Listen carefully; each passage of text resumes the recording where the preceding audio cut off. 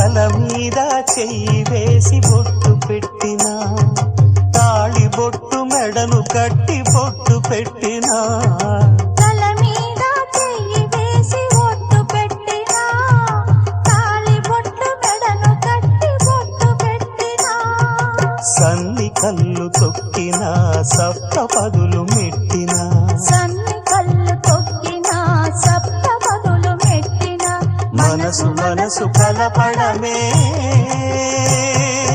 మంత్రం పరమార్థం. శ్రీరస్తు శుభమస్తు, శ్రీరస్తు శుభమస్తు. శ్రీకారం చుట్టుకుంది పెళ్లి పుస్తకం, ఇక ఆకారం దాచుతుంది కొత్త జీవితం.